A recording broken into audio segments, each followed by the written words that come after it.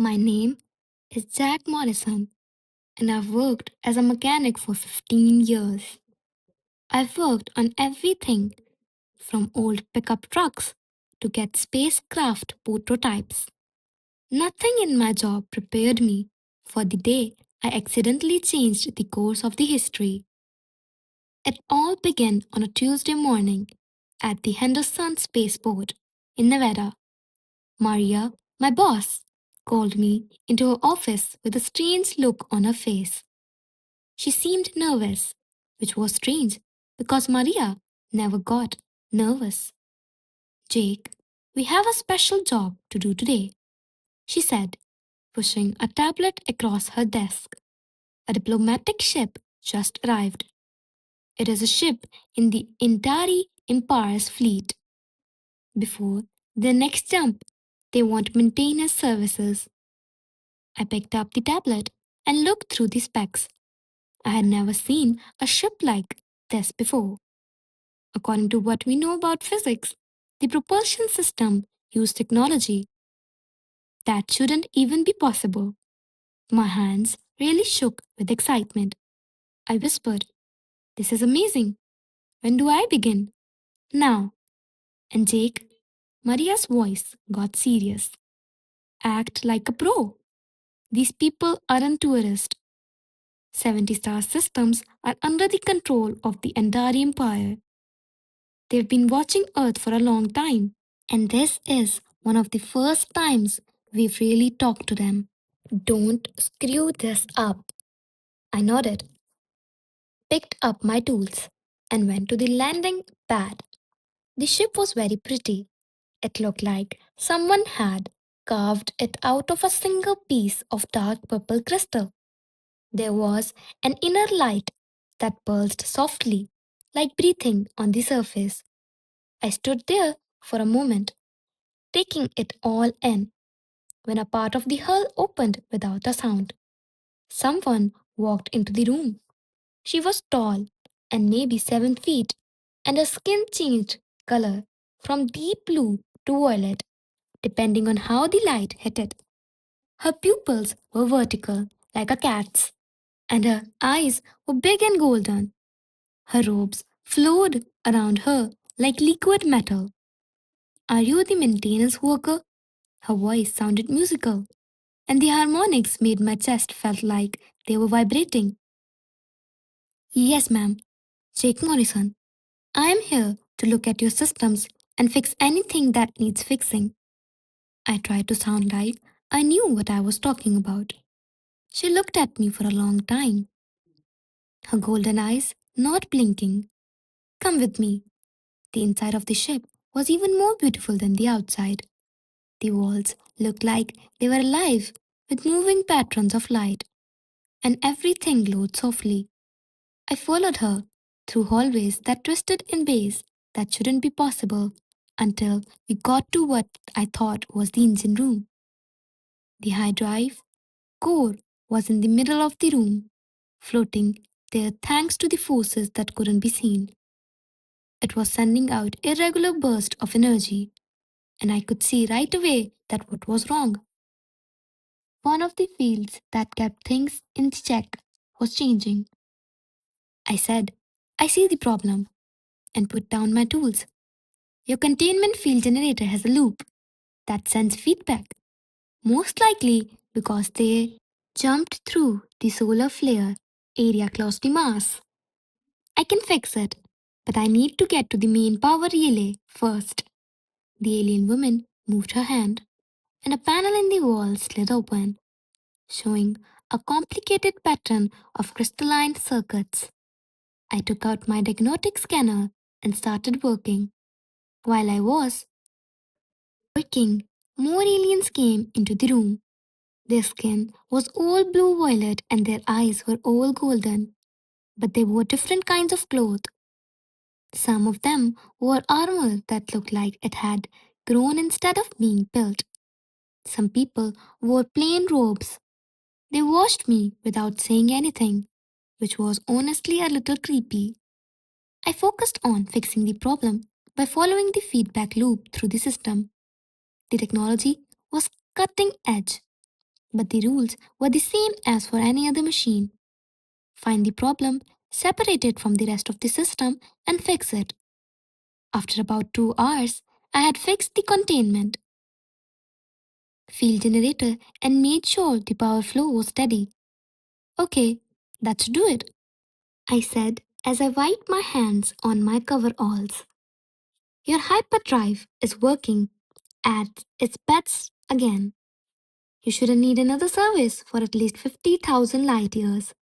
I turned around and almost screamed. There were a lot of aliens in the room now. There had to be at least 30 of them, and they were all staring at me with those bright golden eyes. There was a woman in the middle of them all who made everyone else look normal. She was taller than the others, maybe 8 feet, and her skin looked like it was glowing from the inside. It looked like solidified starlight made up her own crown, and the symbols on her robes hurt to look at directly. The air around her seemed to be full of energy. Everyone in the room bowed very low. I suddenly understood that this person was very important. The woman who had brought me here stepped forward and spoke a language I didn't know. The words sounded like a music and bells ringing. The woman with the crown answered, and then those golden eyes turned to me. You have fixed our ship, she said, her voice deeper and more powerful than the others. Every word seemed to mean something. This is fine. Uh, thanks, I said, very aware that I was covered in grease and probably smelled like machine oil. Just doing my job. She tilted her head and looked at me with an unreadable look. What is your place in the hierarchy of your world? What's my title? I didn't get what she meant. I'm a mechanic. I fix things. And who tells you what to do? Oh, you mean my boss? That would be Maria. She's in charge of the spaceport's maintenance department. The ground woman's eyes narrowed a little. Is this Maria higher up in the work hierarchy than you? Yes, she's my boss. All these questions were starting to make me feel confused. I just wanted to finish up and maybe get some lunch. That's interesting. I had to tilt my head back to keep eye contact with the woman as she moved. Without question, you serve a woman who is higher up than you. This is a sign of wisdom. Maria is a good at what she does. She knows what she's talking about. I shrugged my shoulders. What was the point of this? The woman who had first greeted me leaned in and whispered something important to the crowned person. I heard some English word like cultural differences and unaware. The woman with the crown raised her hand to quiet her. You did a good job on your task quickly and well. What kind of payment do you need? Oh, my boss takes care of the bills. I think these are normal maintenance rates. You'd have to ask her. Another quiet talk in that musical language. A few of the aliens looked shocked. If I read their eyes' faces right, some of them even looked like they were having fun. The lips of the crowned woman turned into what looking like a smile. You also listen to your boss when it comes to business? Most appropriate. Sure, I said, wishing I could leave right away. Things were getting strange. Do you need anything else? Are there any other systems I should look at? She looked at me for a long time and then made a big gesture. You may leave. For 2 of your days, we will stay in the orbit. We will call you if we need more help. Sounds good. I picked up my tools and started to leave. Because my mom taught me to be polite, I turned around and said, Thanks. Boss, have a safe trip. The room was completely quiet. I stopped moving and realized what I just had said. I had called this clearly important alien woman boss. I felt embarrassed and my face got hot. I'm very sorry. That was completely wrong. I didn't mean to. But she wasn't mad. She was laughing instead. It sounded like wind chimes in a summer breeze, which was nice. The other aliens were completely shocked. Boss, she said again, still laughing. You call the eternal sovereign of the Endari Empire, keeper of the seven flames, and guardian of the Orion arm, boss? Oh no! Oh no, no, no! I just called the queens of the aliens boss. I was going to start a fight between countries, a problem between stars. Maria was going to kill me. I'm so sorry, I stammered. I didn't know. I was just being casual. It's what we say. I didn't mean to be rude. I thought this was it when the queen moved closer. This is how I died. An alien queen vaporized me because I couldn't keep my mouth shut. She put a hand on my shoulder instead. It was nice to touch her. Tell me, Jake Morrison, are you afraid of me? Right now? Yes, ma'am. A lot. She laughed again. Being honest. How nice. She turned to the other people in the room, spoke to them in her own language. People in the crowd reacted to everything she said. After that, she turned around and looked at me. I've seen a lot of different kinds of life in the galaxy. Most people talk to me carefully and with planned actions. They say what they think I want to hear. You said what was in your heart without thinking about what would happen next. This doesn't happen often. This is useful. I was being polite, I said weakly. Yes, and in your culture, calling someone boss is a sign of respect, right? A mix of recognizing authority and being friendly. Yeah, I guess so. Then it is just right. She pulled her hand back and stood up straight. Jake Morrison, mechanic of Earth, I make you the galactic ambassador of your world to the entire empire. I blinked. I'm sorry? What? I'm interested in your unusual way of doing things. Your kind has traits that we have never seen before. Flexibility, confident but not too much. The ability to stay calm even when you're scared. There was a glimmer in her eyes that could have been amusement. You will speak for Earth in the Empire's business. But I'm just a mechanic. I don't know how to be diplomatic. Exactly. That's why you're the best person for this job. She pointed to one of the other aliens. Get ready for the quarters. Ambassador Morrison, you will be with us. Wait, wait, wait. I put my hands up. I can't just go. I work. A flat. A cat. You can't just make me ambassador. The queen turned her head again. I am the eternal king. I can choose anyone I want to. Do you turn down this honor? It was clear from the way she said it that saying no might not be the last idea. But there was also a part of me that was excited, even though I was scared. This was not possible. This was crazy. This was a chance of a lifetime. Can I at least call my boss? I mean, the other boss, Maria, to tell her I'm going? The queen smiled. Of course, Ambassador.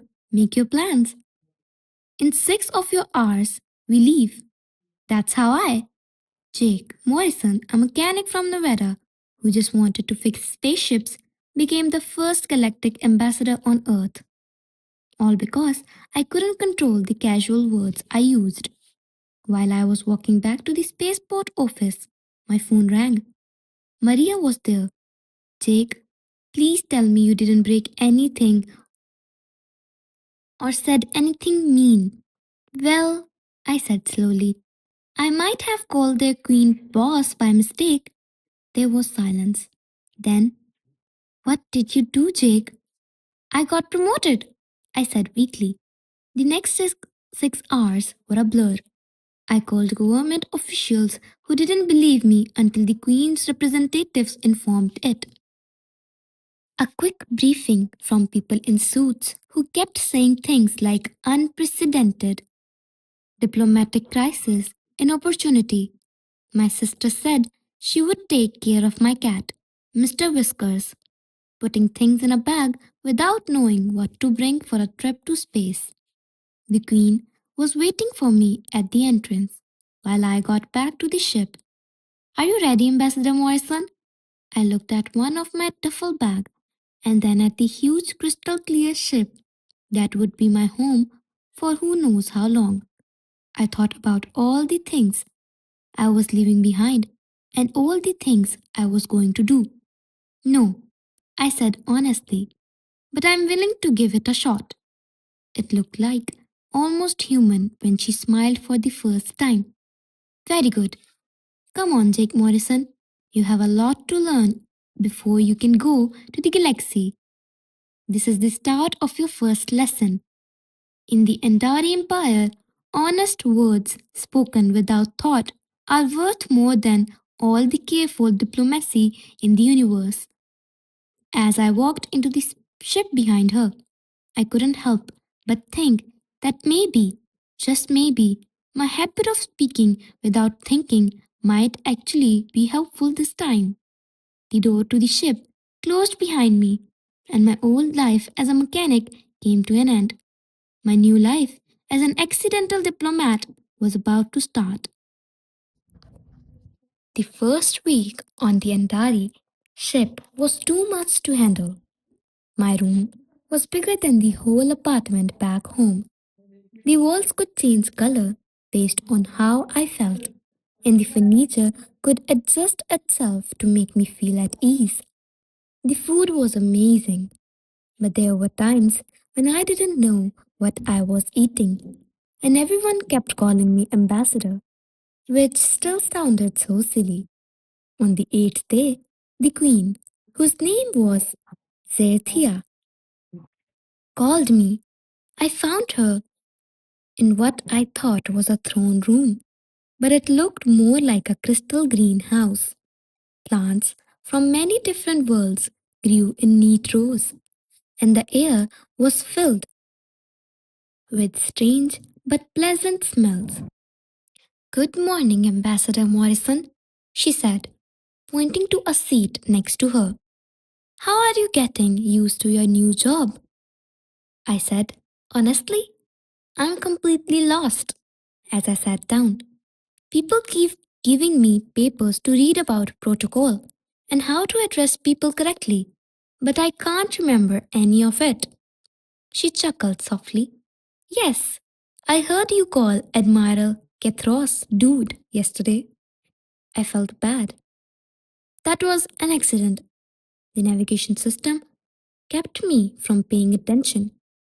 Do you know that your quantum processors are only working at 80% of their full capacity? Jake, she said softly, cutting me off. There's a simple fix. That good. This is exactly what I found interesting about you. Most ambassadors would be very upset by this kind of rule breaking. You care more about machines than how people act. Is that a bad thing? No, it's nice. She stood up and walked over to one of the plant displays. When she touched a flower, it glowed softly. I need you to do something. Your first real diplomatic mission. My stomach dropped. Already? But I haven't finished reading the rules yet. You won't need them. We are going to the Xylos system. Two colony worlds are fighting over who has the right to mine at asteroid field. The talks have come to a halt. Violence could happen soon. And what do you want me to work out of a deal for peace? I don't know how to do that. Zerthia turned to look at me, and her golden eyes were serious. I want you to be you. Bring your tools. Look, be honest. This will be the test of my theory about your kind. What theory? That the strength of humanity is not in following established paths, but in making new ones by being flexible and thinking outside the box. She smiled. I've also found out that the mining dispute is about a terraforming station that isn't working right. You are, aren't you? Good with machines? I couldn't help but smile. Now we're getting somewhere. I can definitely help if it's a mechanical issue. Great. We will be there in 3 hours. Get ready, Ambassador. 3 hours later, I was on a shuttle going down to Xylos Prime. I was still wearing my coveralls because they were more comfortable than the fancy diplomatic robes that Zartia's staff had tried to give me to wear. I had given in by accepting a small badge that showed I was an official representative of the entire empire. These Alosians were a unique kind of creature. They looked like tall, thin people made of stone that looked like it was alive. Their skin felt like polished granite, and their eyes shone with a light from within. The two groups that met us at the landing platform looked like they were ready to fight. Is this the ambassador? One of them, who called himself Granite Keeper Thiron, looked me up and down with obvious disappointment. A person in work clothes? Ambassador Jake Morrison, I said as I reached out my hand. He looked at it with confusion, so I took it back. I heard you were having problems with a terraforming station. That is not the main issue, said Crystal Singer Mara, a woman who was the representative for the other side. The worry is that Thiron's people have made illegal claims, Thiron cut in, saying, the station controls access to the whole asteroid field. Neither of our colonies can safely mine if it doesn't work right. But Mara's people won't let our technicians in to make repairs because you'll ruin it to help your colony. We would never. Okay, hold on, I said, putting my hands up. Before we start arguing about the law, can someone show me this situation? If we can get this work right, maybe the rest of the problem will be easier to fix. They both looked at me. It seems that this wasn't how diplomatic talks usually got started, Mara said slowly. The station is in the geosynchronous orbit. It needs a special shuttle to get there. I have one of those. I pointed to the entire shuttle that was behind me. Come on, let's go see. The next hour was probably the most unusual negotiation in the history of the galaxy. I had my toolkit, my translator, and both faction leaders with me in the shuttle. I could see the problem right away as we got closer to the station. The station was old, maybe 100 years or more, and it was leaning to one side. I looked at the readouts and said, your gyroscopic stabilizers are broken, and I'm betting that your atmospheric processors are also cycling wrong. That's why the terraform patterns in the asteroid field aren't all the same. You can figure this out so quickly? Thiron sounded impressed, even though he didn't want to. It's just machines. Yes, the machines are complicated, but the ideas are the same. I drove the shuttle to the docking port at the station. Now, here's what I think we should do. We all go in there at the same time. I fix things that are broken. You both see me do it, so you know I'm not trying to ruin anything for either side. After that, we talk about fair access for both colonies once the station is up and running. Mara and Theron looked at each other and then at me. Mara said, this is very strange. Is it? That makes sense to me. Can't negotiate for access to something that doesn't work. I opened the door to the shuttle. Plus, if both of you are there watching me, no one can say the other side cheated. You have to open to trust, right? Theron's face, which looked like a stone, broke into what could have been a smile. Ambassador Morrison, your species have a unique way of doing diplomacy. To be honest, I'm not really doing diplomacy, I said. I'm just trying to make things better. I saw years of jury, rigged repairs, and missed maintenance inside the station. The stabilizers were broken, and the atmospheric processors were running a program that had been patched so many times that it was hard to understand. I rolled up my sleeves and got to work. While I was working, something interesting happened. Thiron and Mara, who had trouble being in the same room without fighting, began to talk. At first, it was only about the station. I remember when this was first built, Thiron said, as I fixed a broken circuit. My grandfather was a part of the construction crew. Mine too, Mara said in a low voice.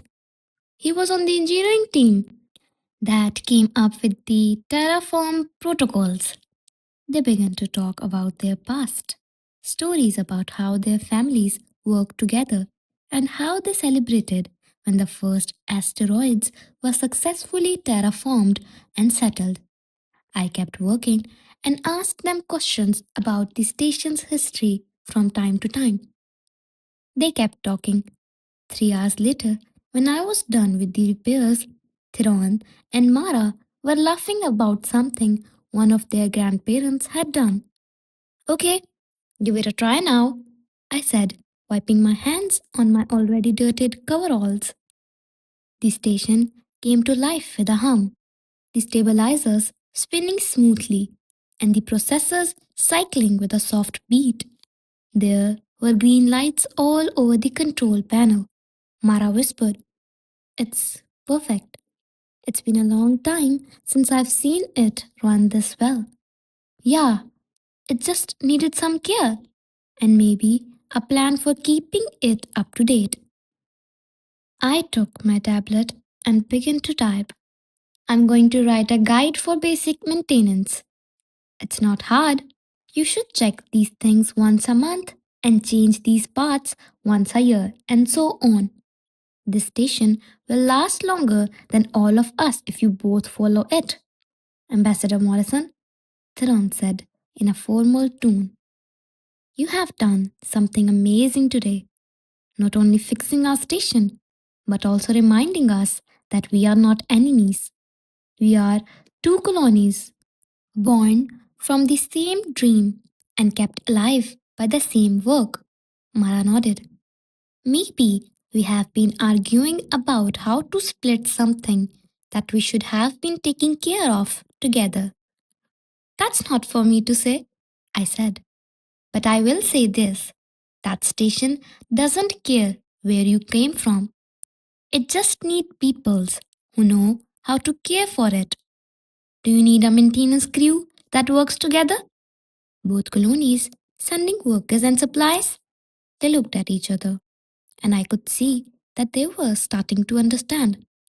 A joint operation, Mara said slowly. Equal access is granted by equal responsibility. It would take trust, Thran said. Then we need to earn that trust. Mara reached out her hand to him, like our ancestors did. They held hands, and I felt a wave of relief. I had really done it, kind of, in my own strange way. There was already a crowd waiting when we got back to the surface of the planet. People had heard that the station was working again. Somehow, people knew that the two leaders had come to an agreement. The party that came after was great. People from both colonies of Xylosians got together to eat and listen to music. I was passed around from group to group, and everyone wanted to shake my hand or thank me. At one point, I was sitting with a group of young Xylosians who were very interested in my tools. With a wrench, you fix a whole diplomatic crisis? One of them asked in awe. I fixed the station with a wrench, I said. The people fixed the problem themselves. They just needed a reason to remember that they were on the same side. Later, Zarthia found me sitting by myself, looking up at the stars. She sat next to me and asked, Are you troubled, Ambassador? I admit, I'm worried. I got lucky. This worked because I could fix a mechanical problem. But what about fights that can't be fixed with tools? You don't give yourself enough credit for what you did. She pointed to the party that was still going to around us. Yes, you fixed machines, but more importantly, you made a place where former enemies could remember what they had in common. You gave them a job that they had to work together on. You took politics out of the picture and made it about something real and important. I just did what made sense. That's right. That is your present, Jake Morrison. You don't think like a diplomat. You think like someone who is trying to figure something out. And sometimes that's exactly what you need. She stood up and held out her hand to me. Come, you need to take a break. We have another assignment due tomorrow. Already? What is it? She smiled in a way that made her look mysterious. A trade deal with the Boraxian Commerce Guild. It's been stuck for months. I don't know anything about trade talks. I know. That's why you will do well. She turned around and said, Ambassador, you might want to wear something other than coveralls this time. As she walked back to the ship, the Boraxians are very formal. How formal? Depending on the stage of the negotiation. They wear 17 different ceremonial robes. I groaned. This was going to be fun. But as I followed Zarthia back to ship and saw the Zalosians celebrate their new partnership, I felt something I hadn't expected. Pride. I guess I wasn't typical ambassador. I might never learn all the rules and protocols. But maybe that was fine. Maybe the point was to be different. After all, I had used a wrench and some honest talk to fix a problem that had been going on for 100 years. What else could a coveralls wearing ambassador do by accident? I was about to find out.